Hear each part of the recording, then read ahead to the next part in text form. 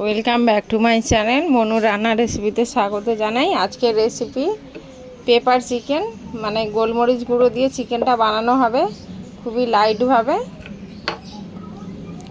এখানে লাগবে পেঁয়াজ কুচোনো, টমেটো কুচোনো, আদা রসুন বাটা, কাঁচা লঙ্কা কুচোনো আর চিকেন 700 গ্রাম নিয়েছি। এবারে তেলটা বসিয়ে গরম হতে দিয়েছি।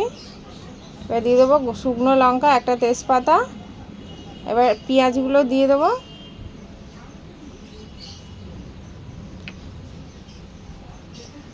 এভাবে বাড়িতে বানিয়ে খেয়ে দেখতে পারেন, খুবই কম মশলায় রান্নাটা, আর গরমকালে হালকা মশলা তেল খাওয়া উচিত, সেই কারণে এইভাবে বানিয়ে দেখাচ্ছি আপনাদেরকে। বাড়িতে বানিয়ে খেয়ে দেখবেন, যদি ভালো লাগে কমেন্ট বক্সে জানাতে ভুলবেন না। আর আমার ভিডিওটা যদি ভালো লেগে থাকে লাইক কমেন্ট শেয়ার করতে ভুলবেন না।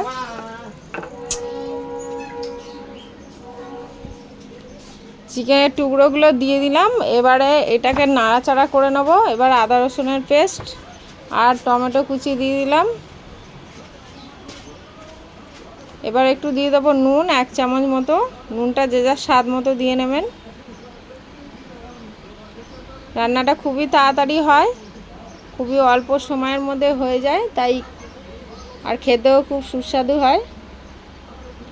এবার একটা ঢাকনা দিয়ে প্রায় 20 মিনিটের মতো ঢেকে দেবো।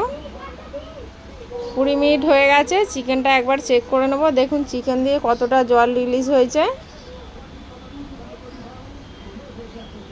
এই জলের মধ্যেই চিকেনটা রান্না করতে হবে, এতে এক্সট্রা কোনো জল দেওয়া যাবে না। এবার দিয়ে দেবো ব্ল্যাক পেপার, মানে গোলমরিচ গুঁড়ো, যেটা রান্নার মূল উপাদান।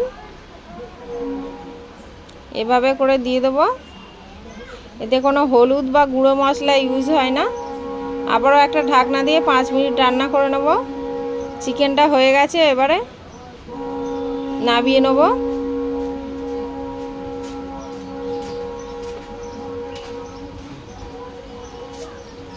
গ্যাসের ফ্লেমটা বন্ধ করে দিলাম। এবার সার্ভ করে দেখাচ্ছি।